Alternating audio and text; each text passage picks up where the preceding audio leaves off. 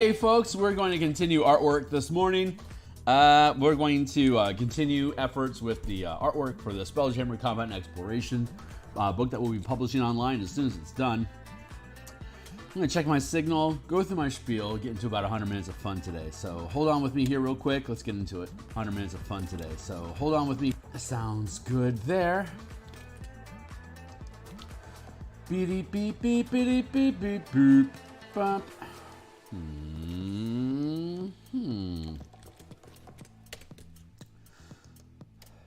All right, intro spiel. Hey, my name is Phil Kearney. I create role-playing game supplements. I publish them online as PDFs. Currently, I've been focusing my attention on Dungeons and Dragons 5th edition, specifically Spelljammer, Adventures in Space, which was published in August 2023. There are a slew of different works that I have produced already that are in the description down below. There's probably about 150 different illustrations across the various books that I have published that are listed down below already. So if you want to see more about the type of art that I create, certainly be welcome to check out those books. They're all free to view, 100% cover to cover. So if you're a D&D enthusiast, be welcome to explore the ideas in there as well for your campaign. If you like the art, if you like the ideas, consider making a purchase to support the channel. Otherwise, I have a Patreon, which is linked down below, which you can also support. I have Twitter at Phil Kearney, which I've just posted that I've gone live. So if you want to find out when I'm live in the future, you can click into that, follow me there, and stay on board. Otherwise, like, subscribe, hit the bell icon here on YouTube. Honestly, the greatest way you can help support the channel right now is to subscribe and help me build so that I can cross the 1,000 subscriber mark, so that I can continue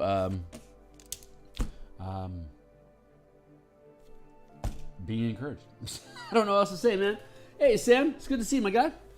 We're doing a thing. So that's my spiel. These are tokens for the Spelljammer Adventure in Space.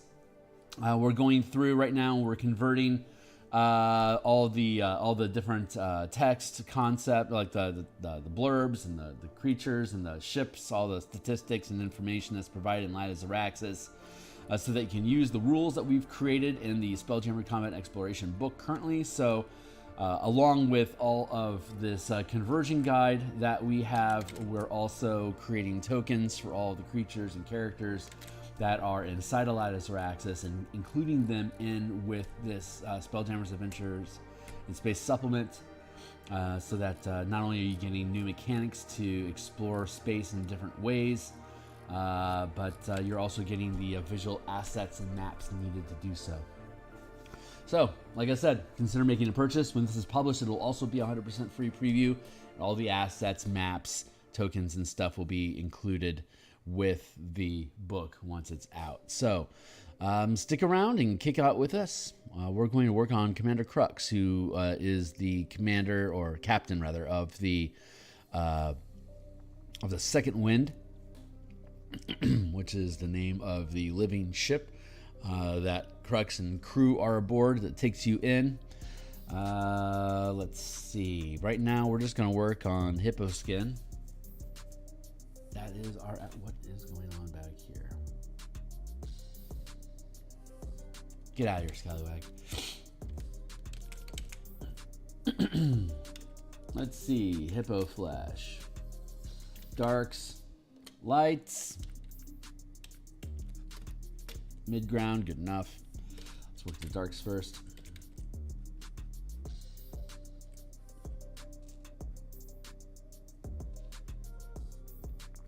We still have about a dozen of these tokens to produce, and once they are done, we will be working on interior artwork for the book itself. So this is the last obstacle that prevents us from actually being able to build out the illustrations throughout the book. So these tokens themselves are I plan on integrating into the text of the book that I just flipped through real quick.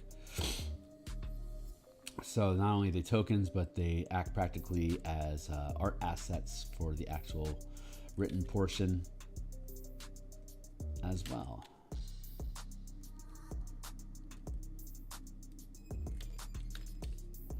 After we colorize this, we'll merge it down and then work the line art into the actual color, so that they blur and merge together a little bit more succinctly.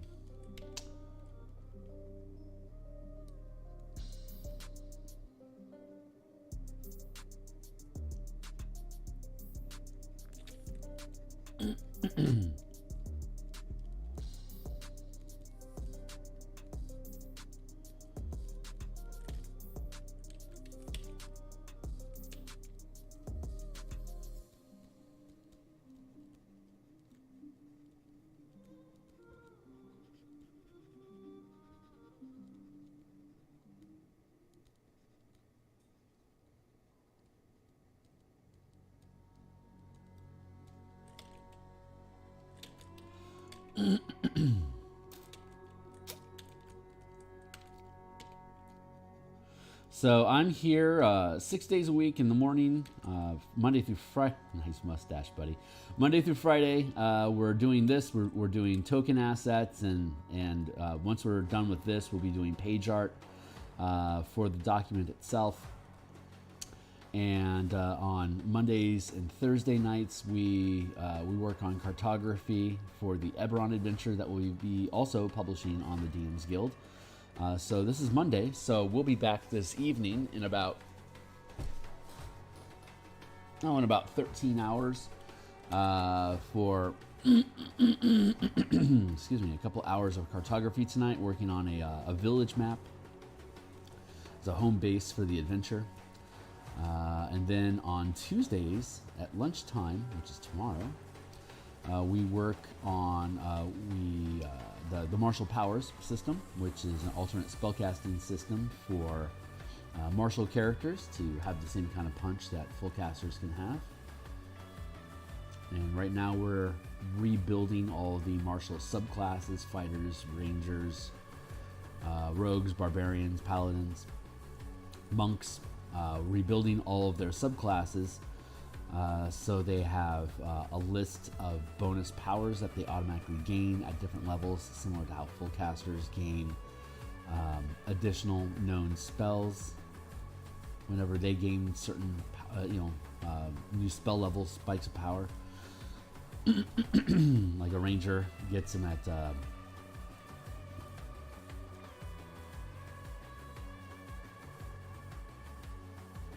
3, 5, 9, 13, 17. So do all the martial subclasses that we're not building any new. We have a few new ones. We have like 5 new ones, no, 3 or 4 new ones, and but otherwise we're rebuilding all of the existing subclasses that Wizards has published,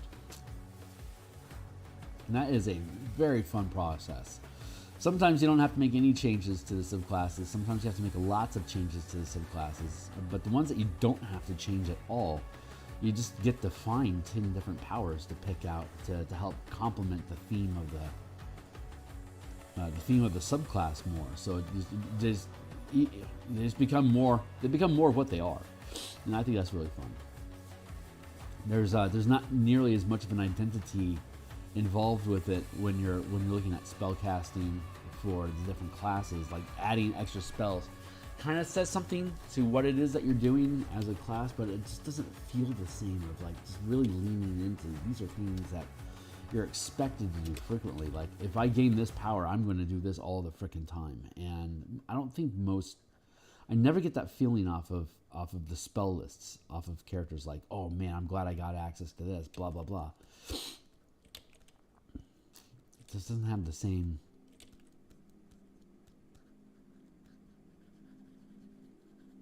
sense of utility. I don't know. It's interesting.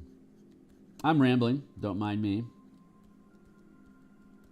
Having said all that, just like and subscribe so you can tune in tomorrow and catch the Martial Power stream, so you can see what it is that I'm yammering about. It's pretty cool. Once we merge down all this line art, I can get rid of these little tags that are hanging out here.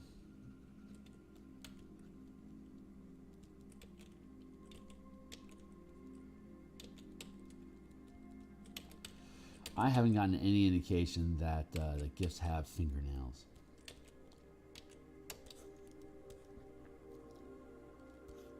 Just isn't coming through.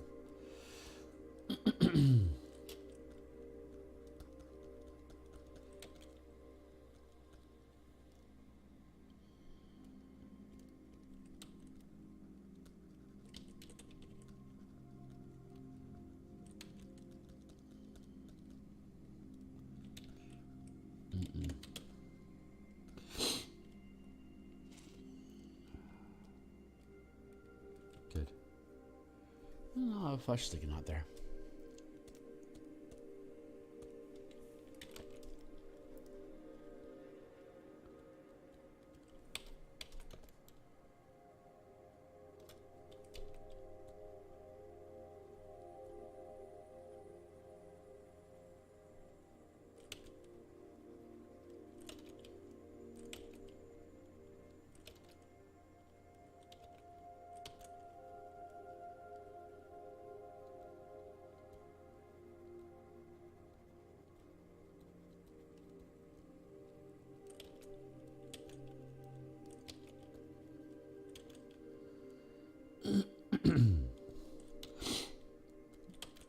I had originally set a deadline of being done with these tokens this week, and I honestly don't know if I'm going to hit that or not. We're going to do our best try. We'll do our best.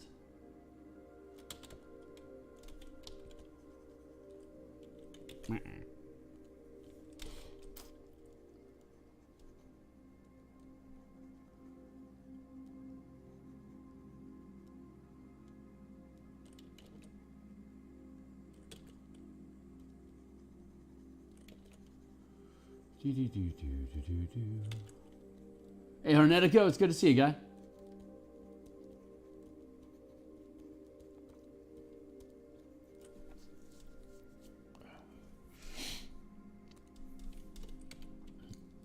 Not a lot to this one. It's pretty straightforward.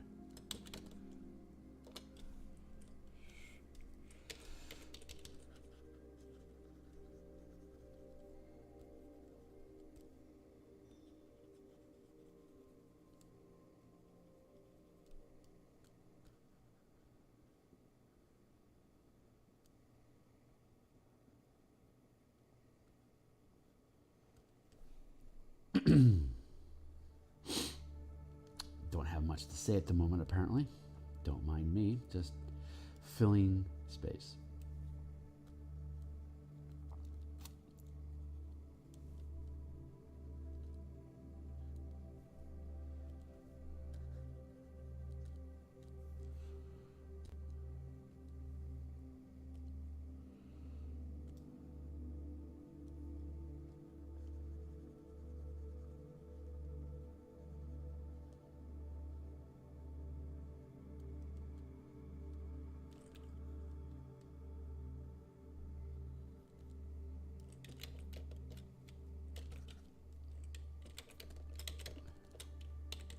Yeah, not much variance between the trench coat and the skin tone, apparently. Wasn't aware of that. Where'd you go? Thank you.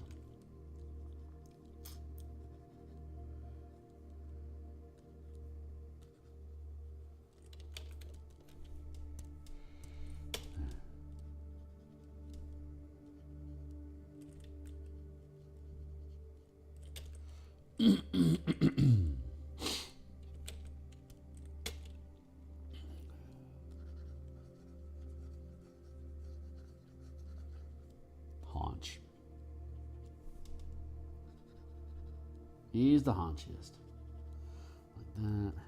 Beep beep beep beep beep beep beep beep beep beep beep beep beep beep beep beep beep beep beep beep like that.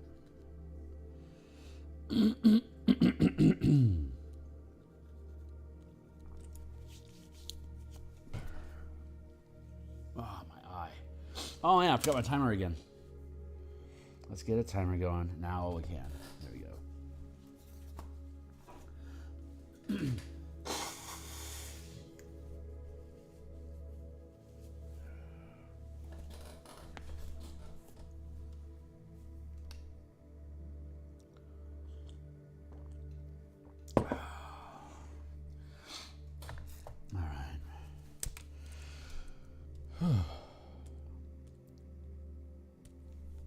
Let's keep on kicking.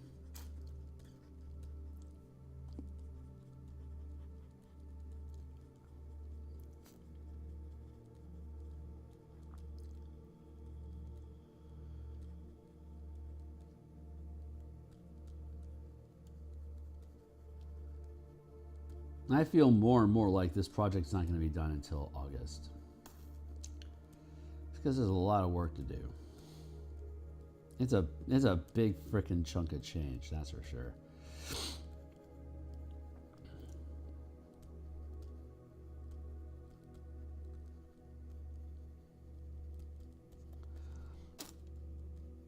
Still trying to figure out exactly how I want the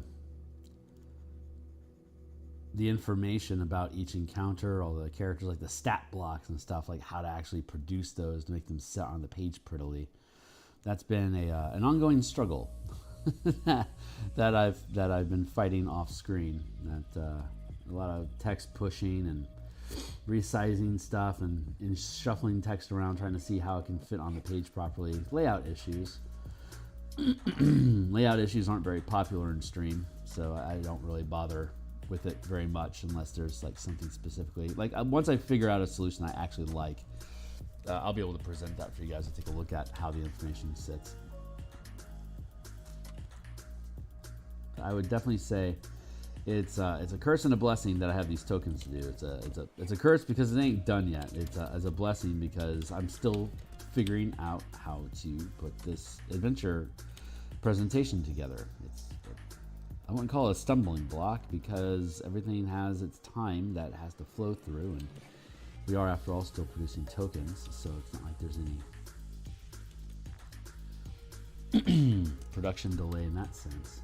But it is a looming deadline that I can sense. I'm basically racing my layouts with these tokens right now, and I don't want to use that as an excuse to slow any production along the way. I already have enough things on my plate that I don't need to. I don't need hiccups to make me feel bad about the hiccups. You don't have hiccups so you feel bad about your book. You have hiccups so that you can solve the problems that you didn't realize were going to be there.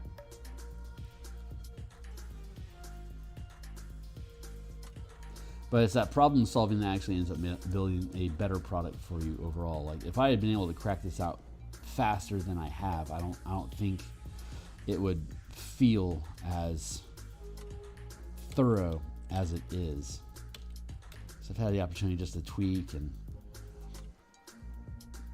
reframe a lot of the concepts that are inside the book during the process of actually laying it out. I spend a lot of time reading a book, and when you have the authority to do of design, writing, and editing, you hire an editor to make sure it reads good, but you also have the ability to have that editor show you through their work how to express ideas, so when you need to reintroduce concepts or reshuffle them, you have a consistent language that has been established inside of the book that you can lean on to make sure that the revisions that you make are accurate, which is fantastic. It gives us a lot of freedom to be able to resolve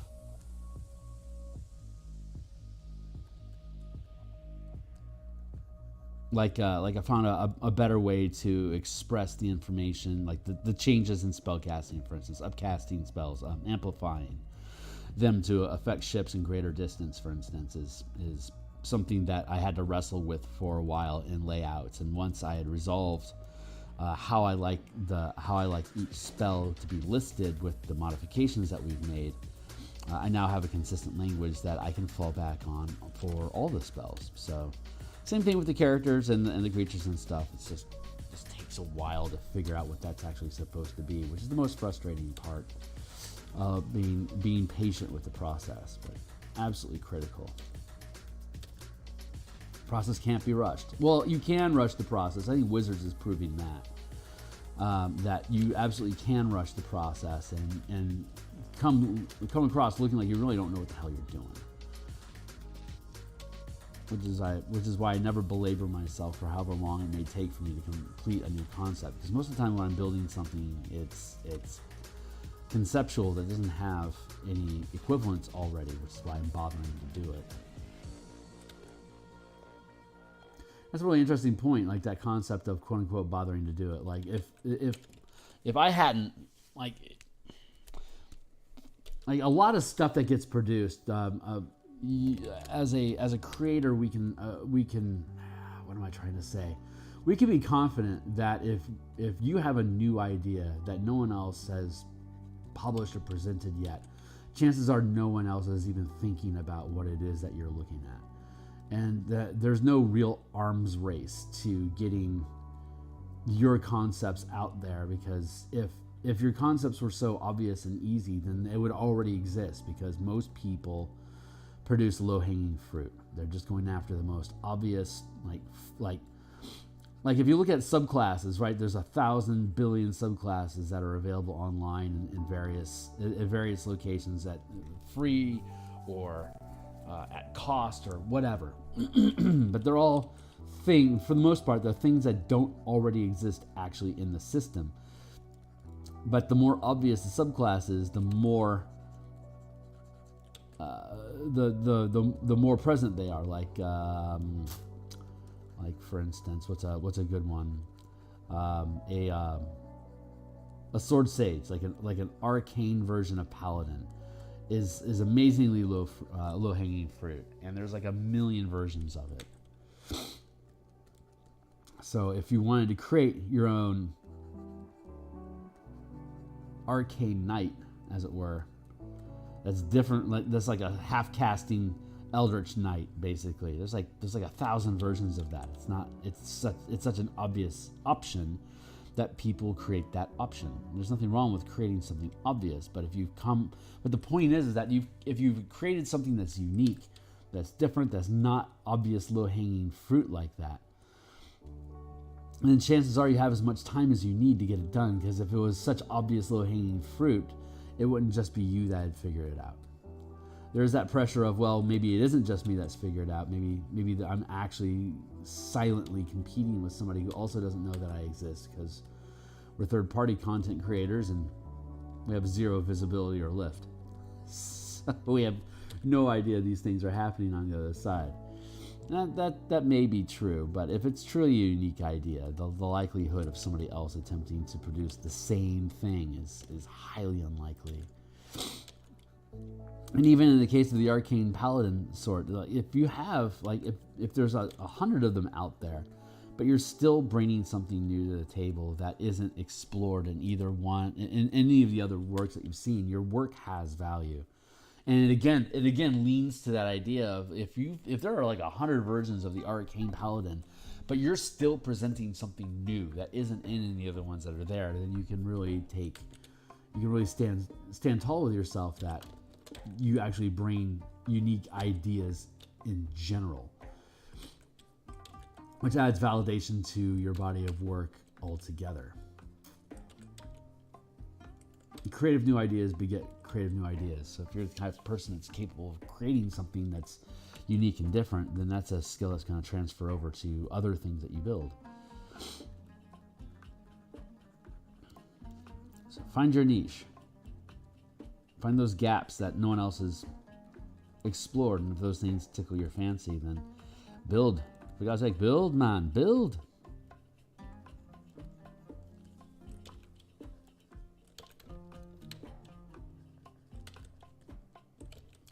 Damn the duration, man.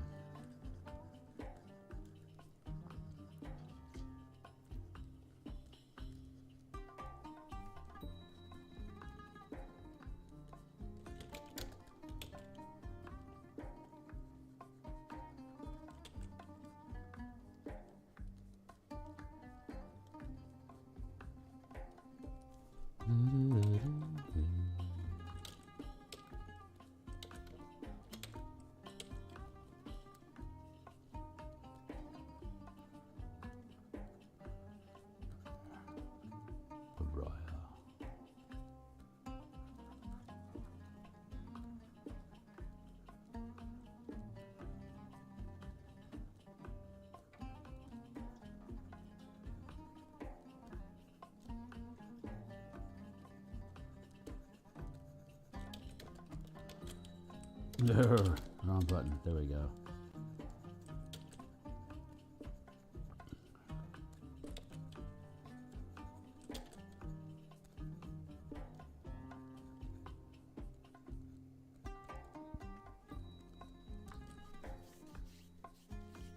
Off my face.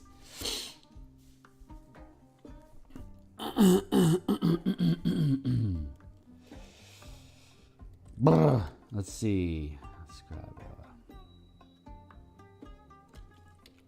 something darkish. Something complete.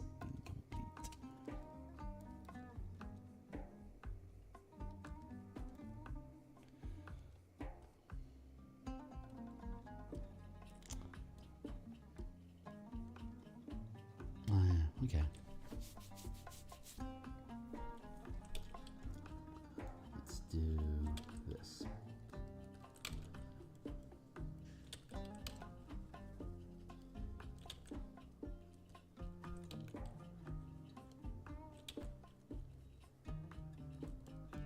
What? Whoa.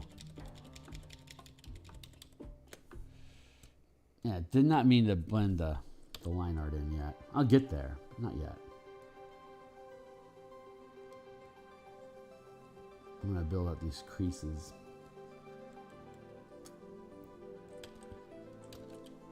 Get them creases nice and dark.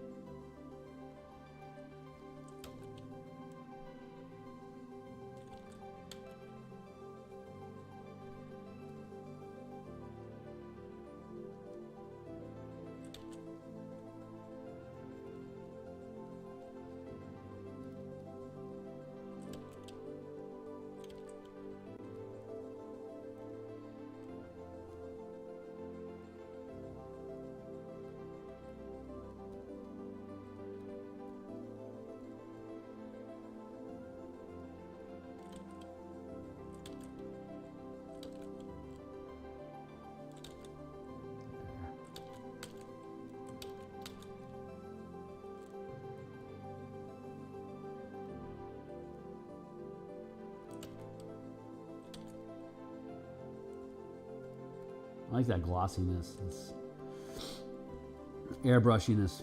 Makes it look more like a raincoat than like a leather instead of fabric.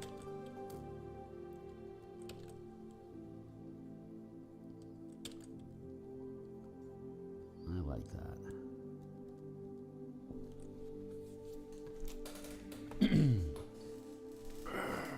My foot fell asleep. I have to change my grip.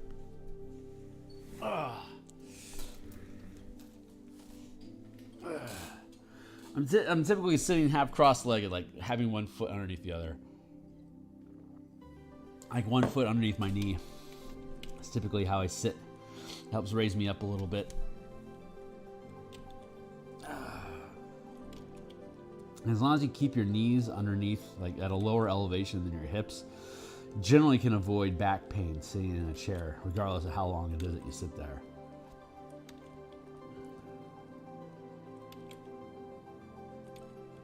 I find anyway.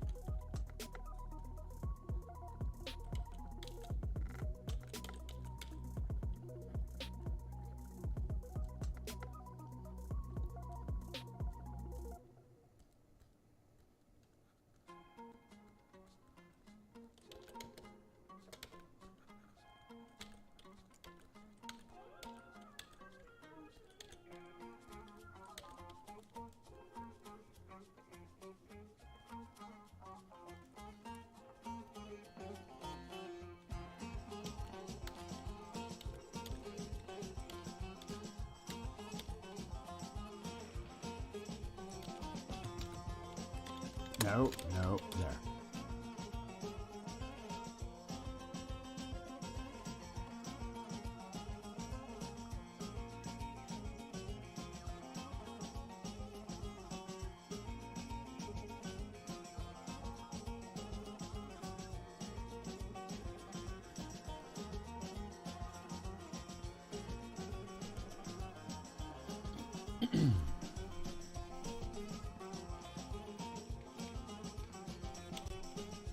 No. Yes.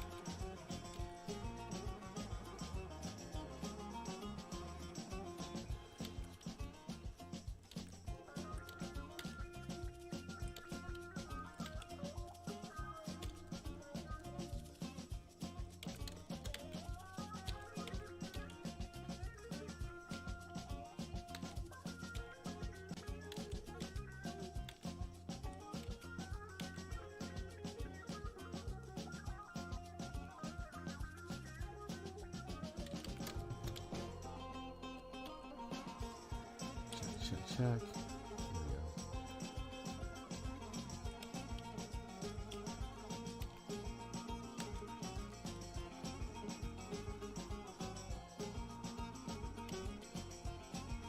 Did not have a topic of conversation to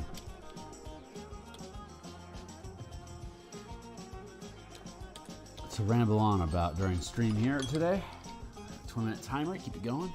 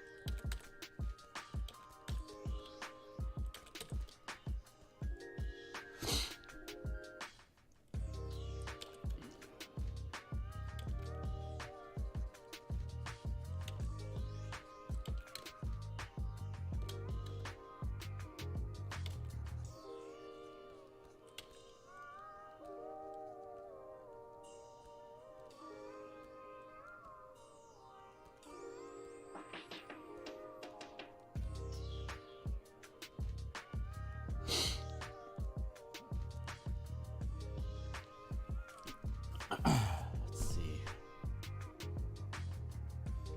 So far, so good. So what?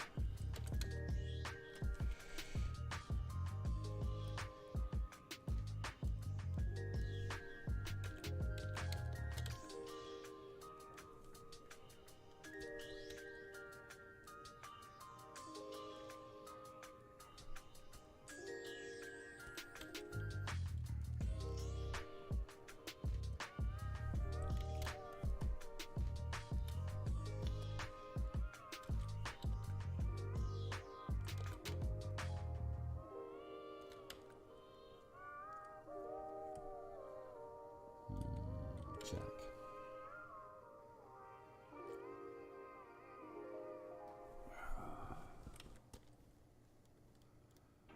And then we'll do these discs and these little coins in the belt. Yeah, we'll do all that. Yeah, let's actually...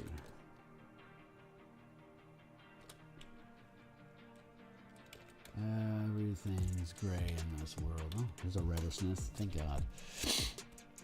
A radish king.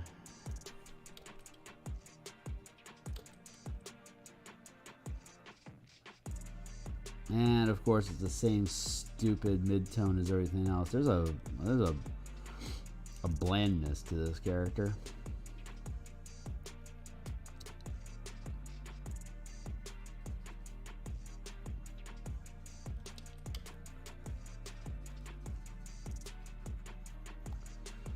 We'll start off with this reddishness. That's appropriate for leather.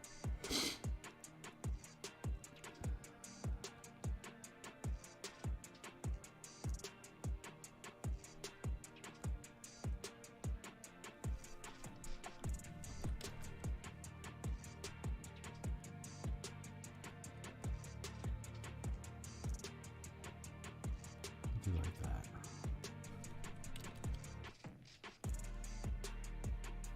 Yeah. Leave that belt buckle alone. Stick with the reds.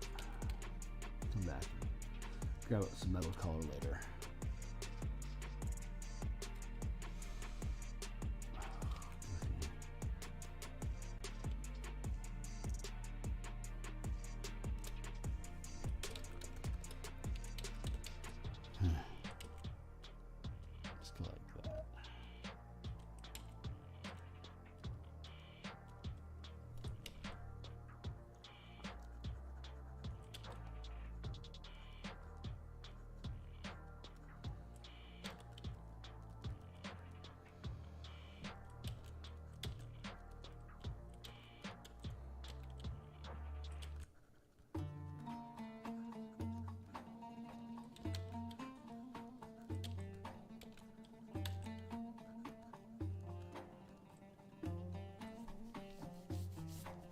Simple.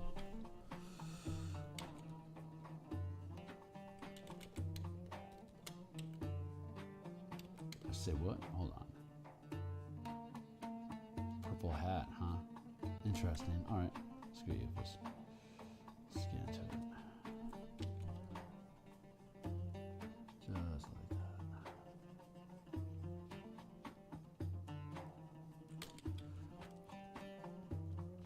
About at a place where merging makes sense now, so I'll do that here in a moment.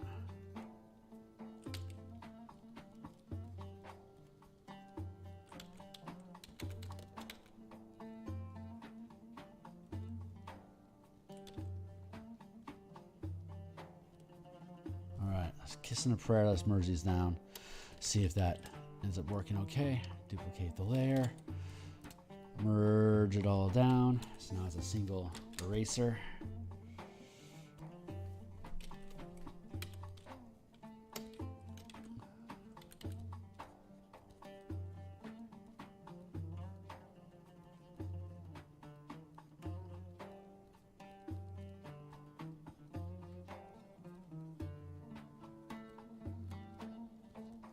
Now we have the rough form, shadow, highlights for each individual element inside the piece. We merge down the layers so it all becomes the same element, so we can do a little more free flow, a more free form blending. That's what I'm looking for.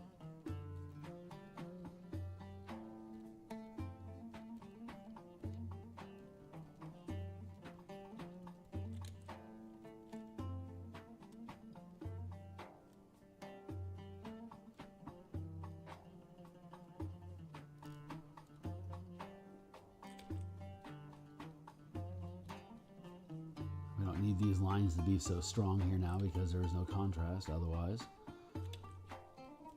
I mean, there's nothing not to contrast. Like the white is easily contrasted, so we don't need to have strong line art here once the color gets put in, because the color itself provides differentiation from the background as opposed to the line separating white from white. We now have color information that naturally separates it from the white, so the line art becomes less useful and can actually stand out if it is too heavy. So sometimes you want line art to bleed through on your piece, like here where this ear is at, having strong line art helps differentiate this portion of it from the rest. So I can actually lean in here and work that mixed shadow color a little bit more to help make sure it stands out. And I can grab one of these and drop it in here.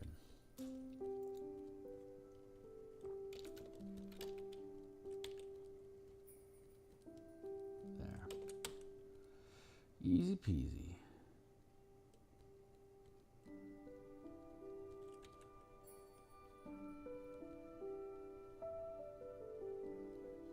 I have a tiny little cataract on my eye that's probably like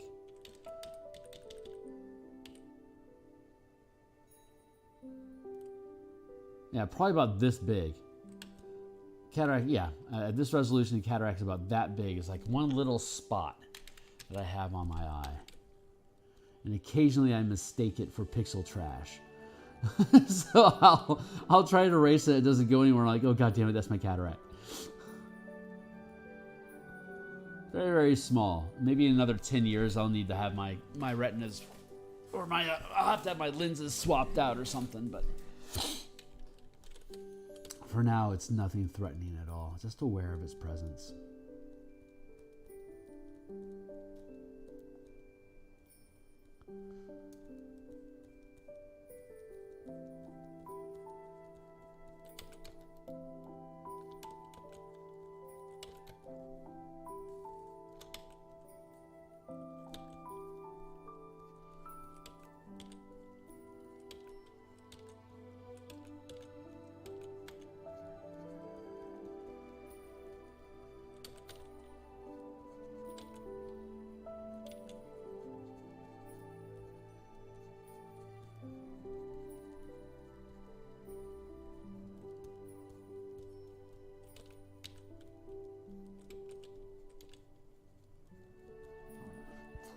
There we go, like this.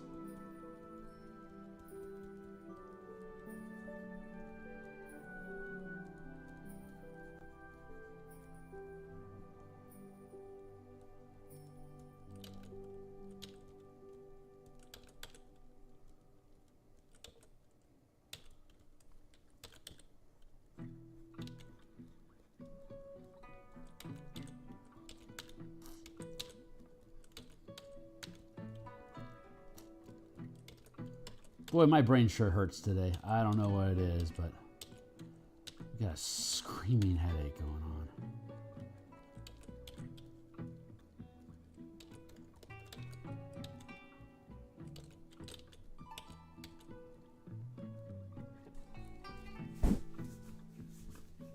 Oh, screaming headache.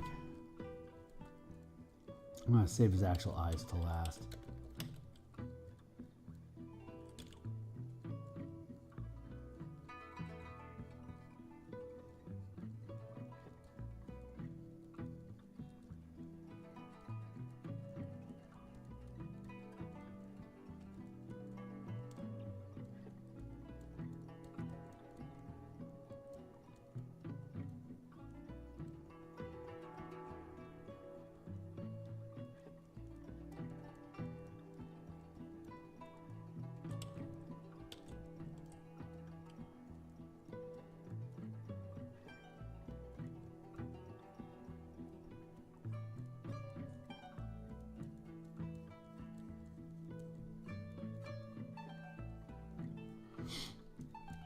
We still have an hour. We should get this piece done. Probably start in on the next one.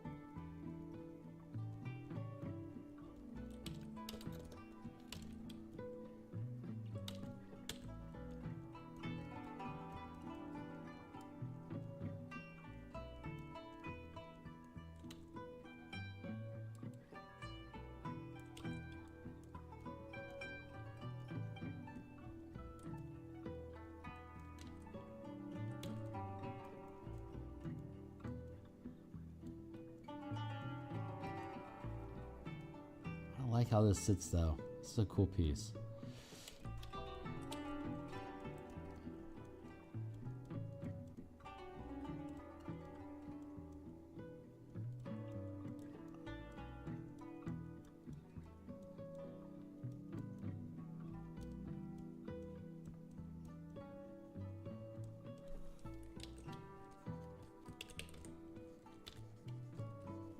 Soften the brush a little bit, make it a little bit larger to hit this area a little bit more to help diffuse the highlights, to just to make it more flesh blendy.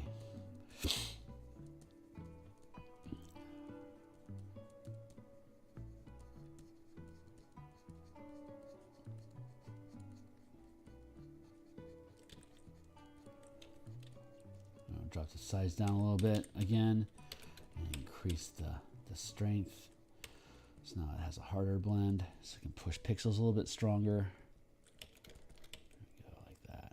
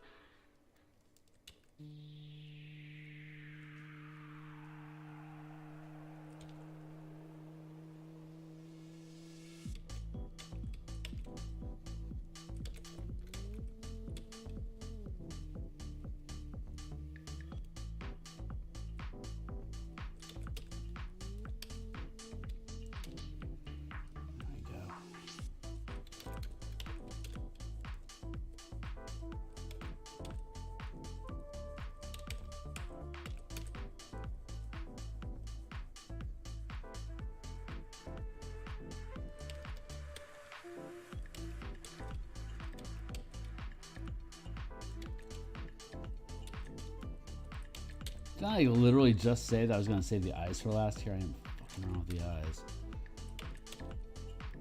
Muse knows what she wants to do. She pushes the pixels around the page. I just along for the ride with the rest of us.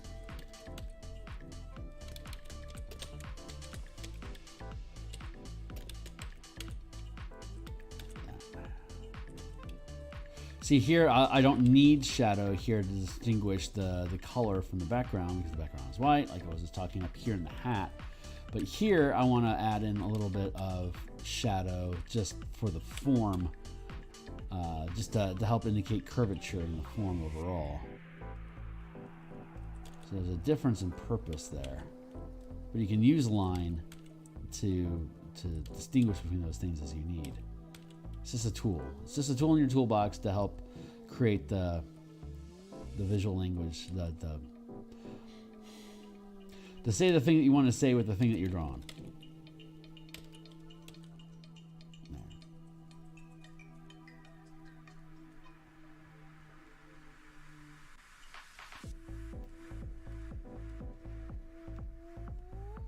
Word's so hard right now. Wording difficult.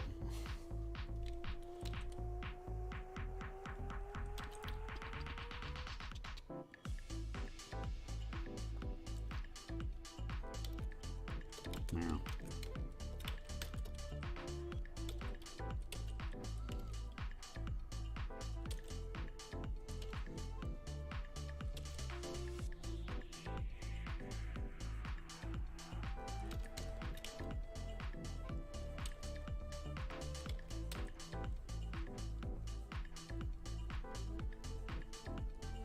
Just imagining this guy eating cabbages in one bite, like just having like a huge cabbage love for cabbage.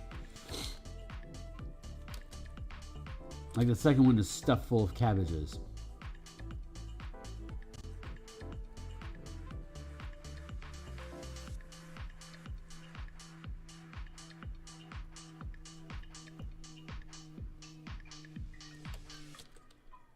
What's for dinner? A cabbage, of course. Duh.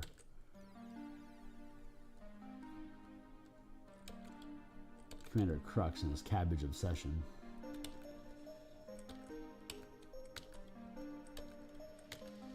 If you're trying to figure out how to get a cabbage cart into your Spelljammer game, having one on the Rock of Brawl, that's actually a great place for you to encounter Commander Crux in the first place. Him haggling over how many cabbages you can purchase.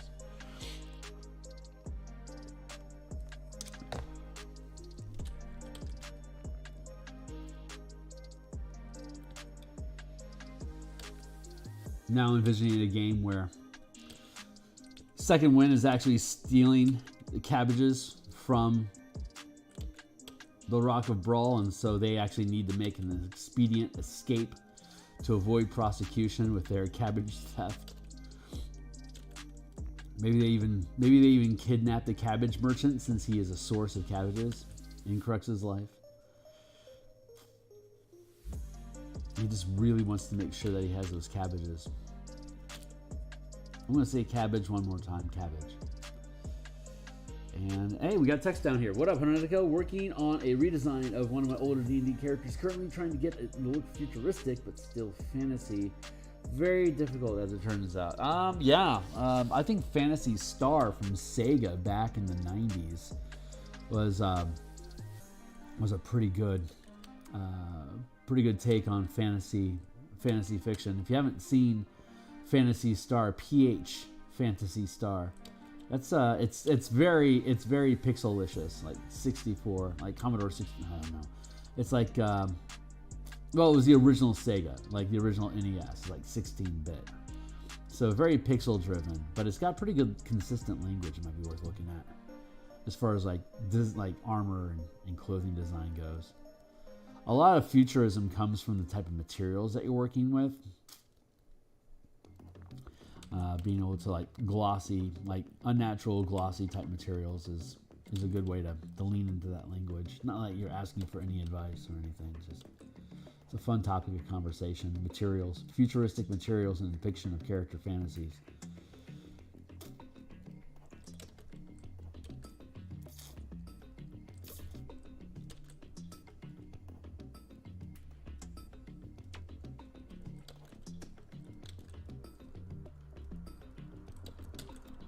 Oh, hey, Hornetico, how's your Lancer project coming along, man?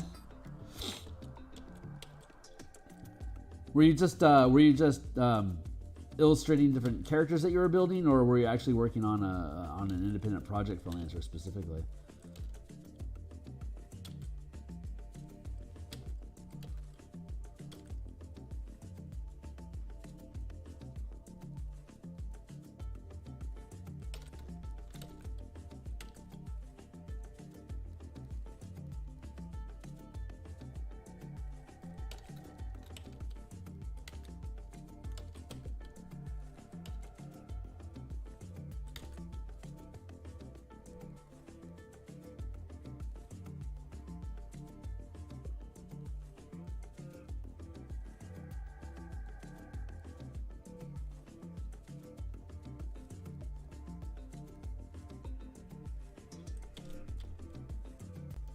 Up the strength of my brush.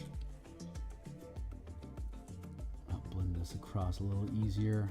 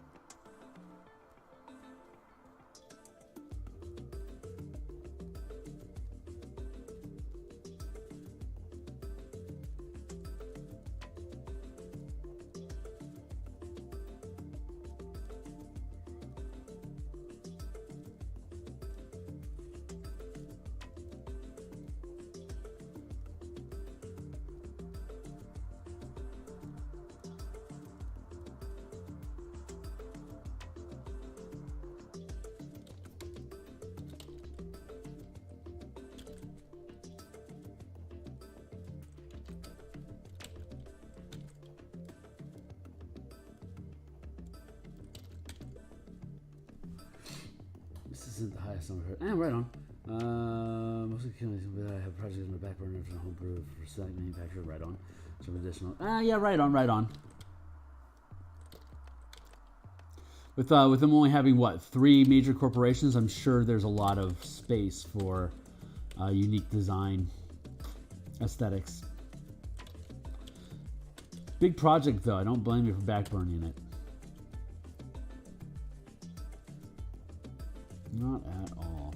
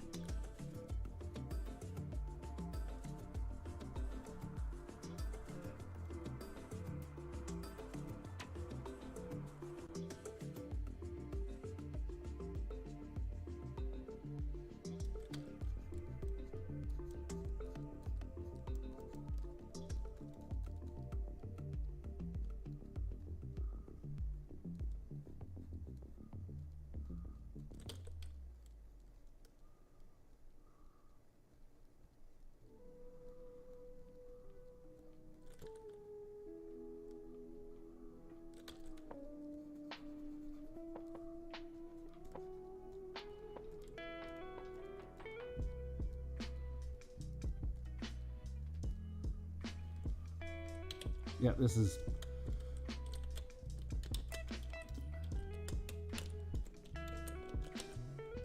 wrong position. I need to scoot this thing over, apparently.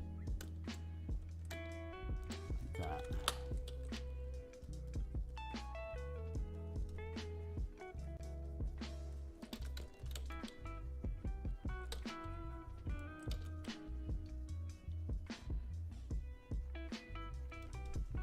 Yeah, better. Immediately better. Merge down.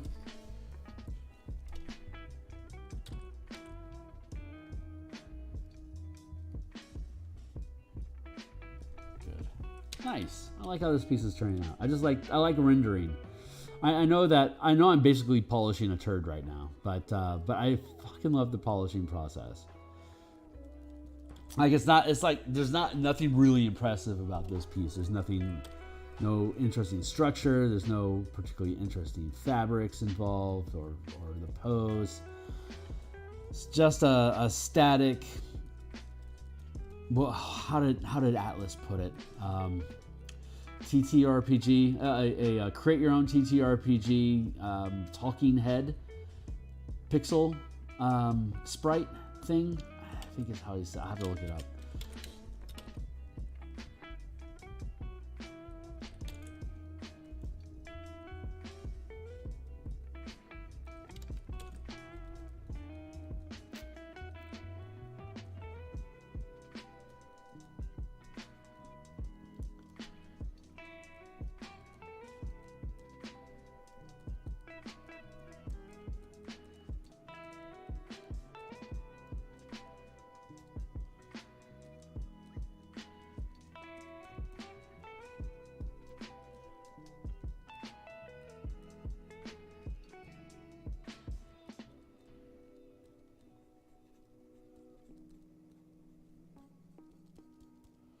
But once I start getting into the rendering process like this, I stop thinking about the quality of the art, like the line art. I think less about the line art, and I just think about how the the pixels that we're pushing are building the form and the look to it, and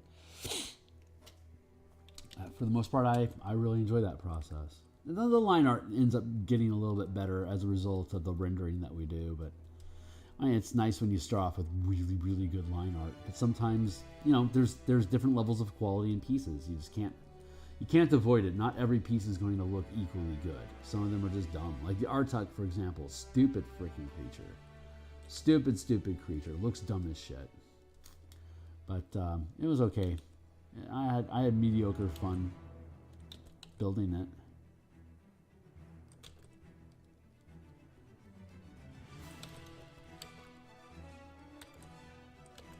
And sometimes you're just doing something.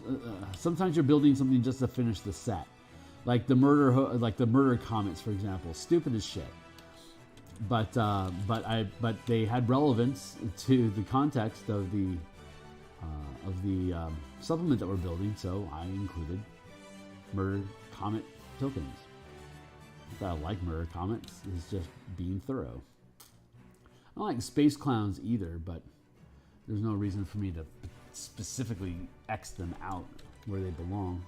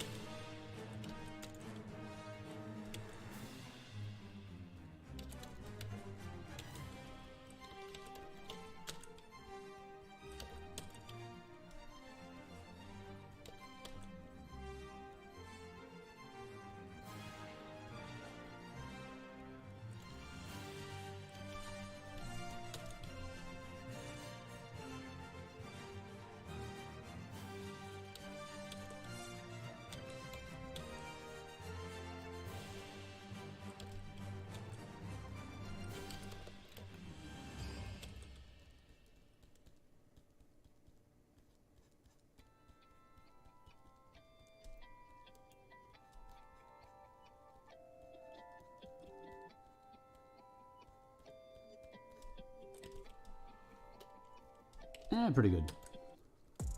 Time I think you can move away from the face for a while. I'll come back and I'll work on the eyes, but I think I can step away from the face for a while. The head overall looks pretty good. So now we can start working our way down the body. It's now 7:20. I still have at most 40 minutes. I've got 30 minutes. I got 8 minutes left on my current timer, and then another 20-minute block. I should. Initially, I thought, oh, what a joke. I'll get this thing finished, no problem. And then I started like rendering the hell out of the head, just to make sure that it lines up and looks the way that I want it to, which is, you know, obviously what I'm supposed to be doing.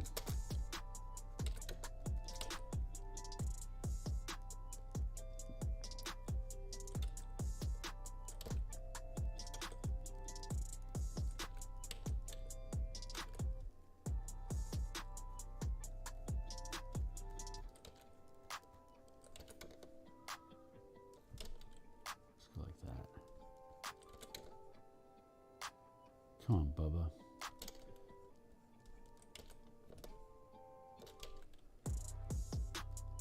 There.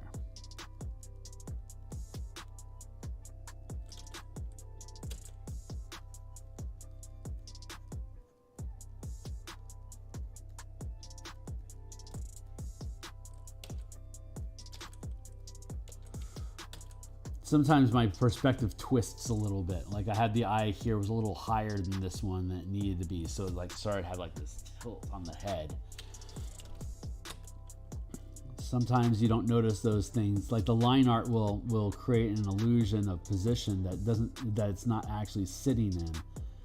So you have a false read on perspective. But normally what happens is if your line art is wrong, when you start going through and rendering in color, those little flaws start to jump out because your shading stops lining up proper, you know? Like, what is the problem here? Why does this look like it's sliding off the page weird? It's normally because you have something wrong with the line art, but again, you weren't able to see it until you started coloring. So the coloration process itself becomes like a wave of editing, just to make sure that you have the quality there.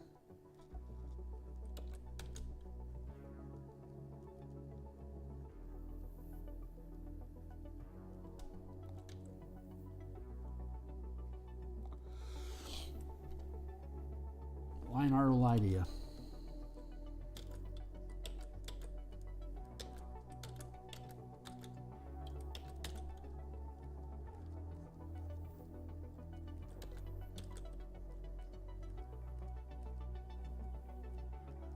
That's the thing. Line art doesn't have as much information, just like raw data available. It's just line art. So it's kind of prone to creating illusions for you because it infers a lot.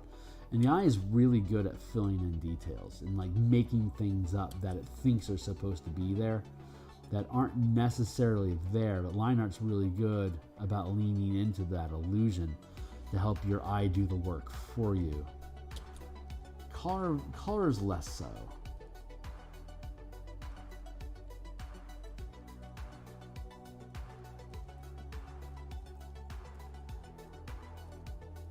The more data you feed into the space, the more accurate that data needs to be for it to not create distortion. Like we were talking about the details, perspective flaws coming clear as you go through the coloring process. That coloring process adds more information to the pixel space, and it makes the flaws that much more evident, as opposed to black and whites. If there is no color, then your eye does the morphing and stretching as it observes the photo, as it observes the image that you created. And now we're just folding back into the same conversation point.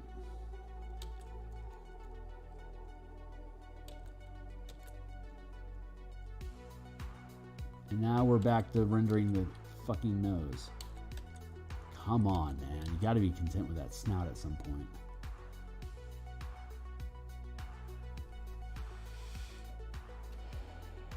Good enough. Shut up.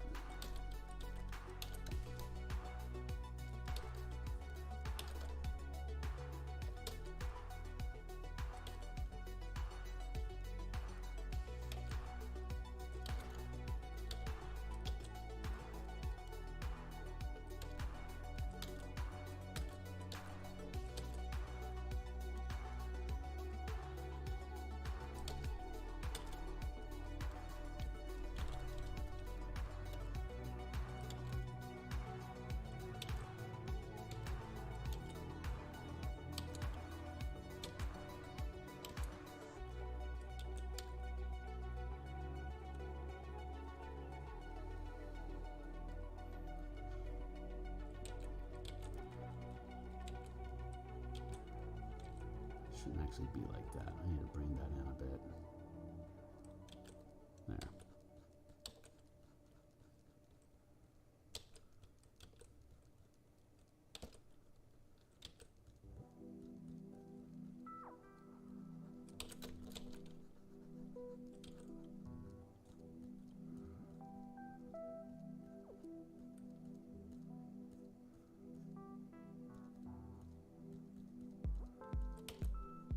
There. No, wrong color. There we go.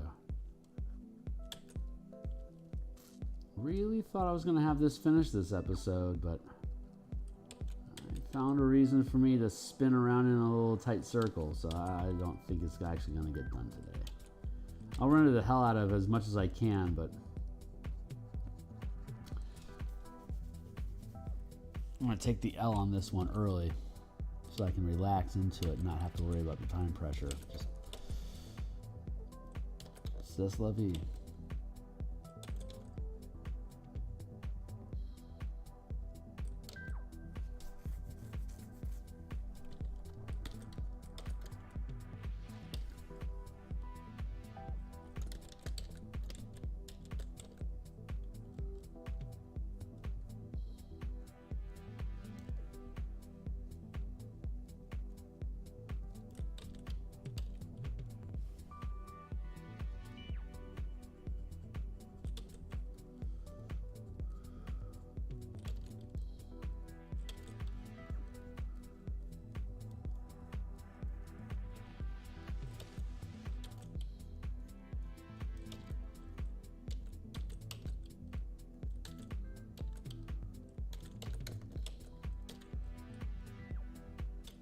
Just like that. Bar, bow. Let's grab this. Darker here. Down here.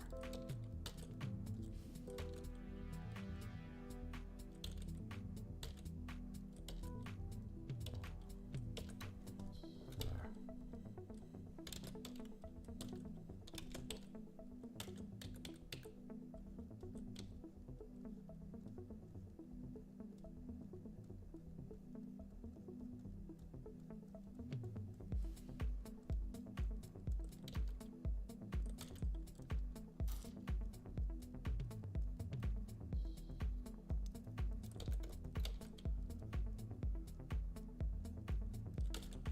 There we go.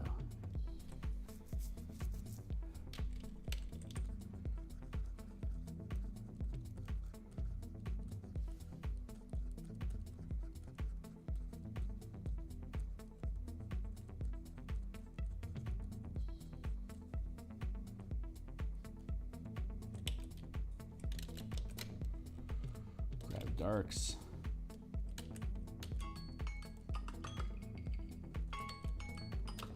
That's a death knell. We're on a 20-minute block. Last 20-minute block. Trying to make our way down.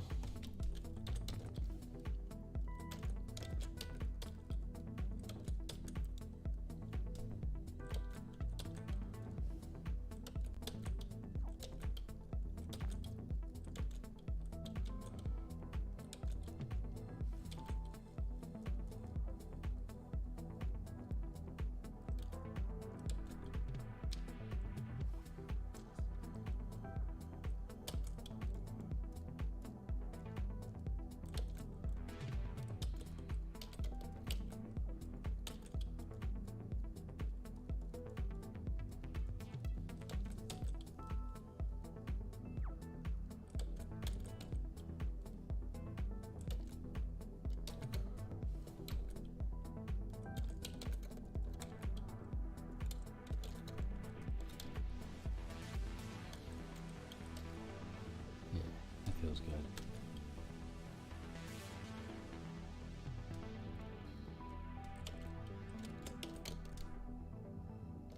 Darkness.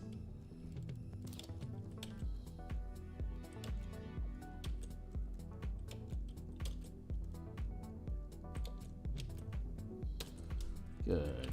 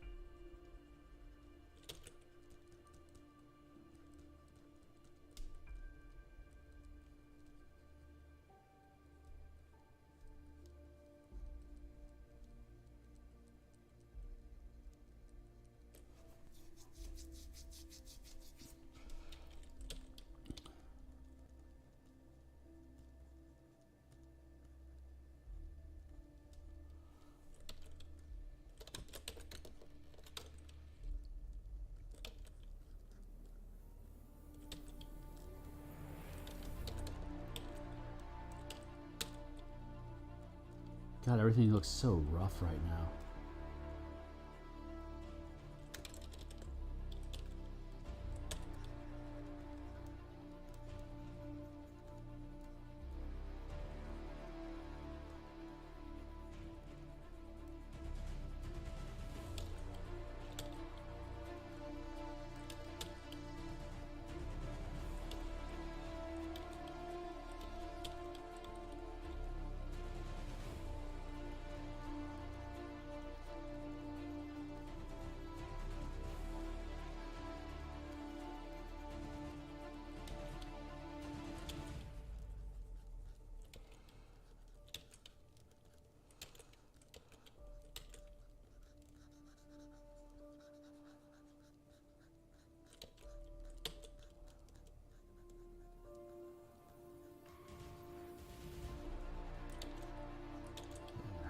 That feels better.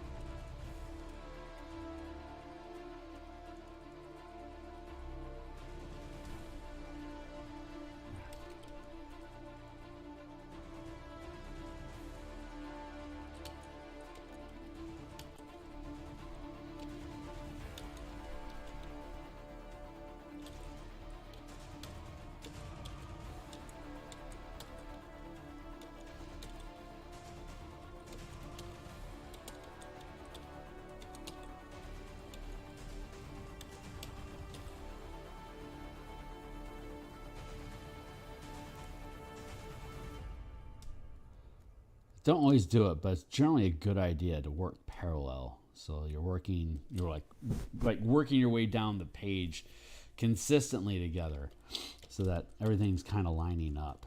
That's where I can pick up on a lot of perspective issues before I get overly involved in rendering.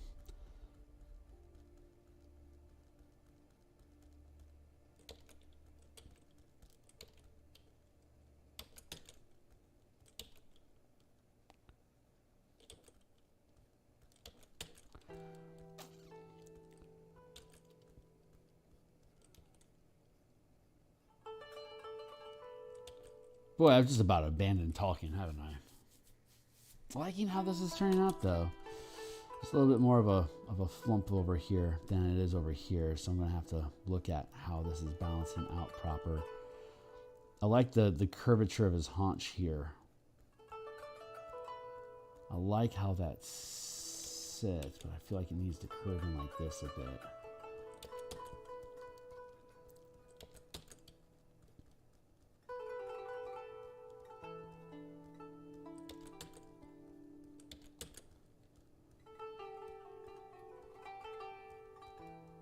Make sure this is lining up across here like that.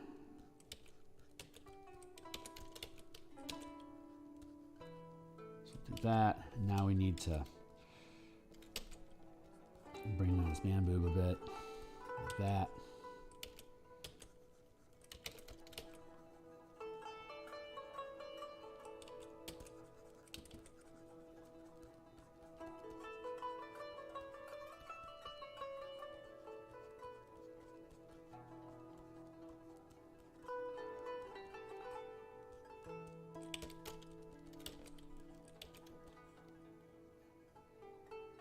Hippo man boob.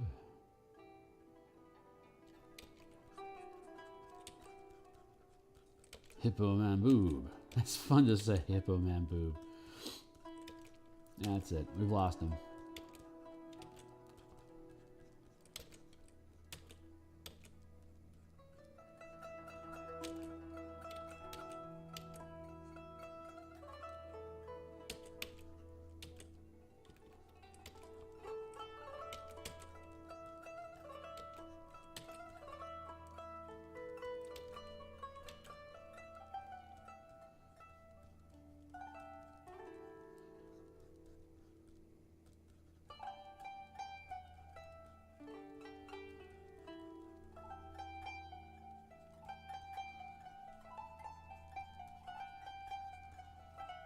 Come on, blend, baby, blend.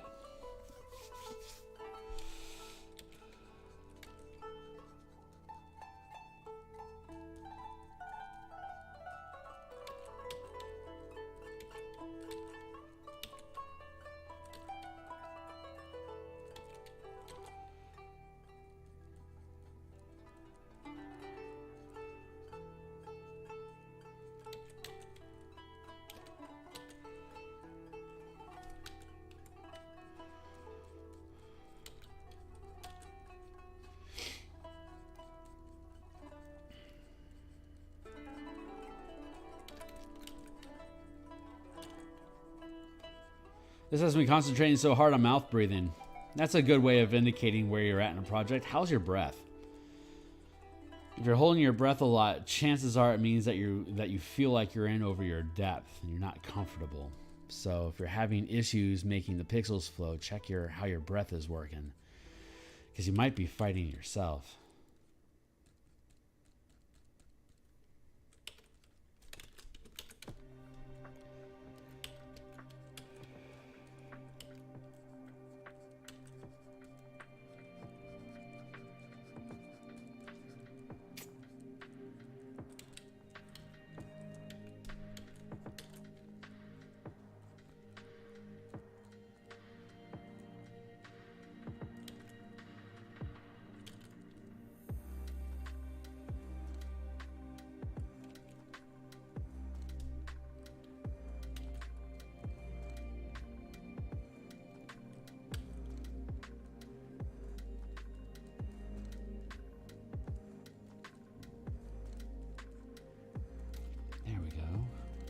Now these things are starting to reflect each other structurally.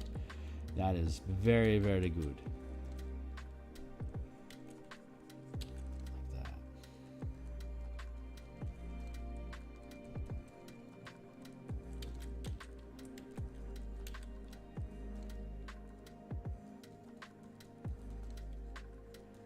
There. That helped a lot. Now I feel like there's a lot of consistency in this structure. It's just stronger.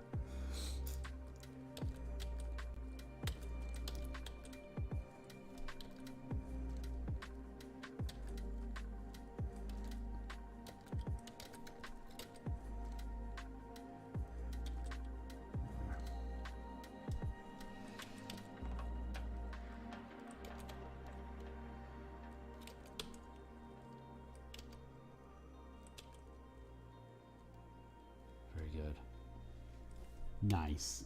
Happy with that. Happy.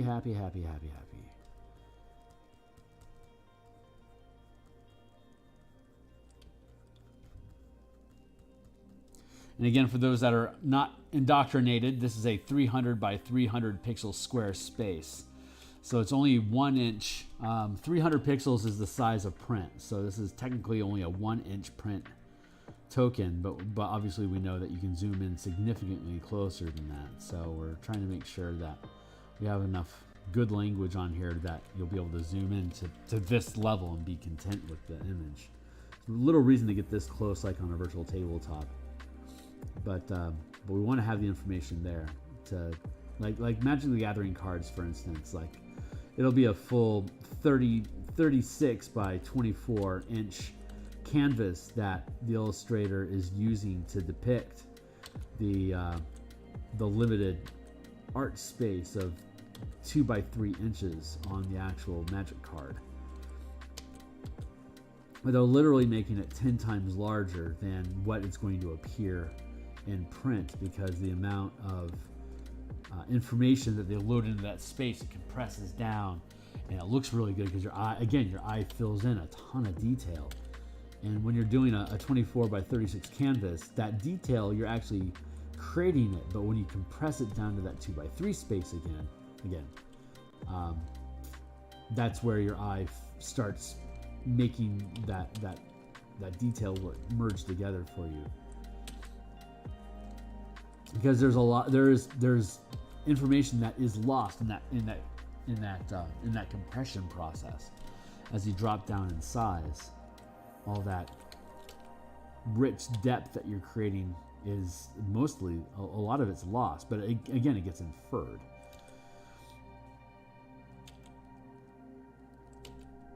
So when you see the original piece, you can admire it because all that imagery that you were inferring from the small scale, when you see the larger scale piece, you're like, your eye gets the satisfaction of recognizing where it was inferring the information from. Like it gets fed in, and it becomes just that much more satisfying.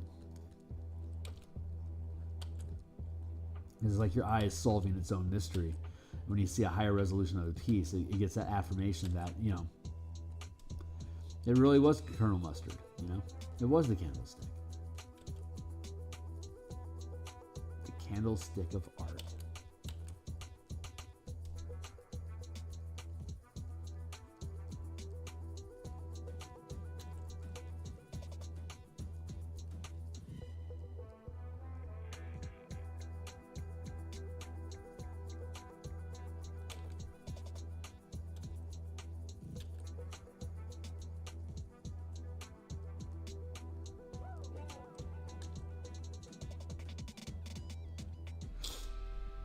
Go dip.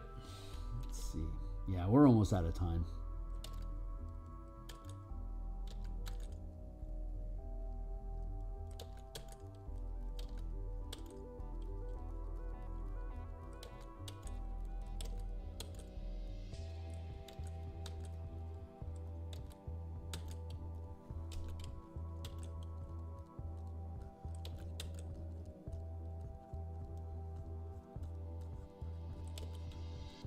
Good, now we can keep working our way down.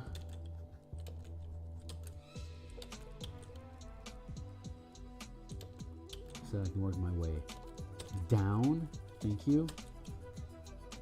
Muse just doesn't want to give up these angles here. It's like, no, I got something more to say. It's like, no, girl, you don't. There's nothing else to say here. Like, no, I got this thing. I mean, actually cut through here.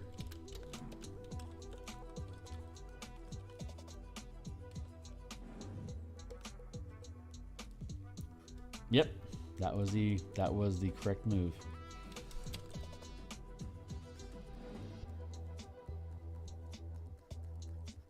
Muse, you're right. When you're right, baby, you're right.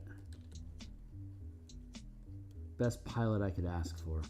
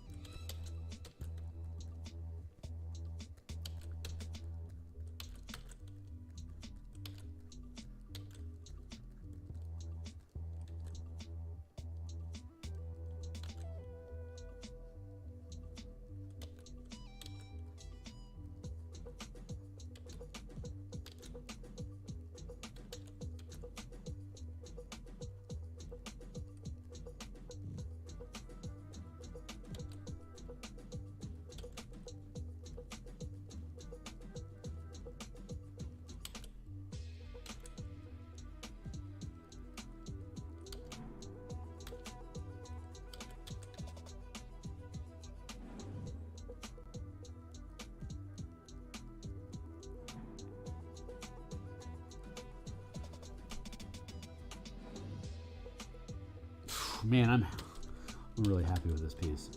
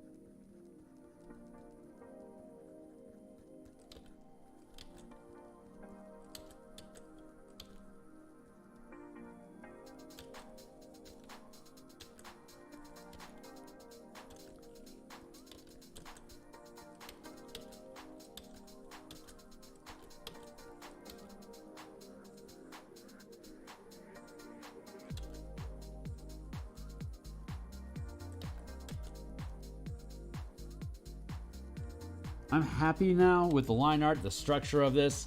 I can safely finish this piece off screen and not feel like you guys are losing any of the critical bits. At this point, I'm just arguing with myself and rendering things. So there's nothing new that's going to happen with this piece.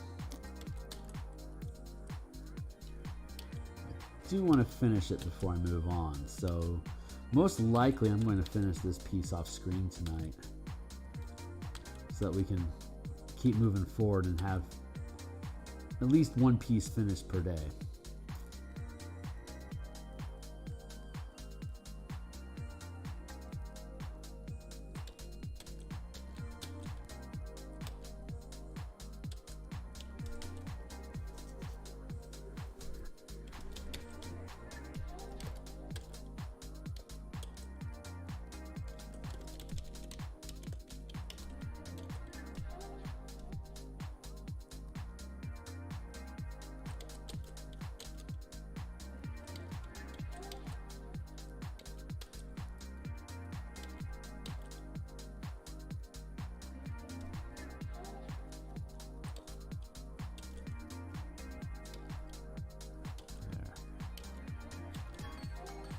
All right. Pretty much right on time. Yep, literally. 7:50 now. I'm gonna start winding up. Yeah, I like this piece. I like where it's at. It's not the best piece in the set, but I'm at least happy with where it's going, where it's at. Let's do that.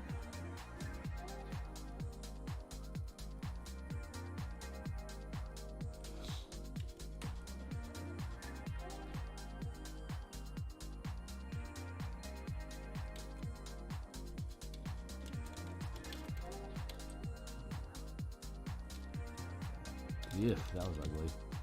Maybe not so much. Here.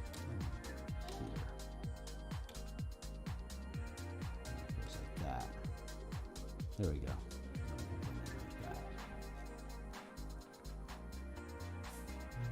That feels a little more natural.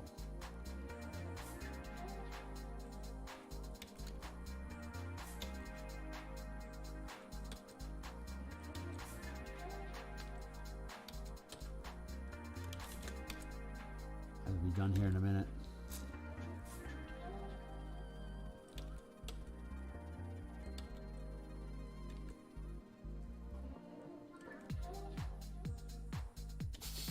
Fair enough. Okay, cool. So that is it for now.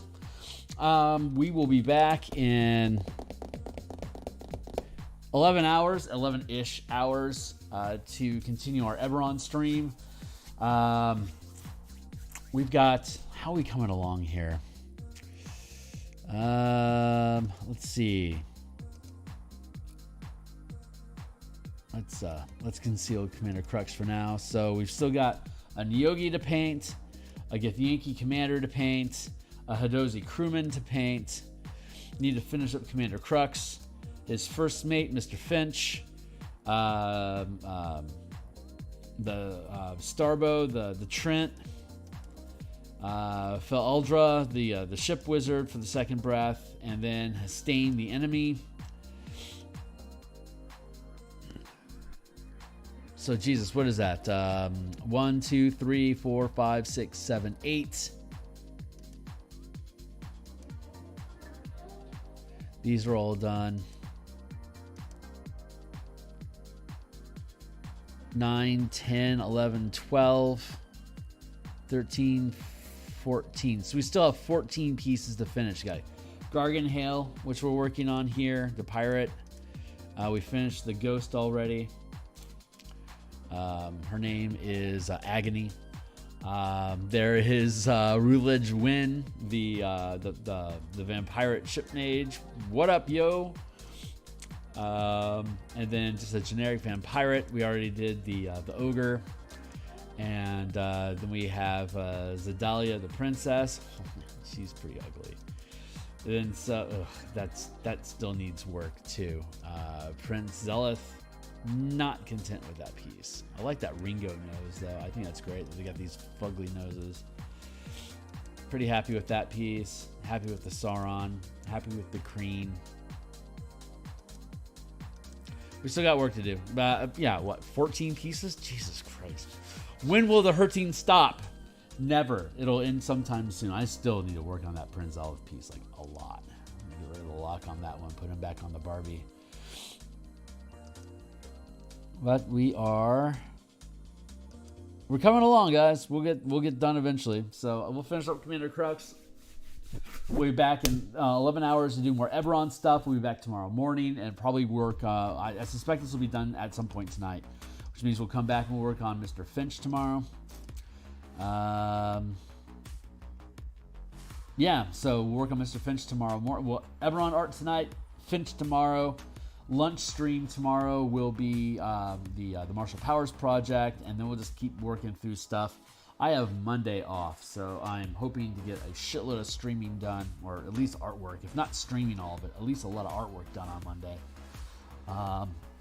Then I have let's see, normal production with Tuesday next week.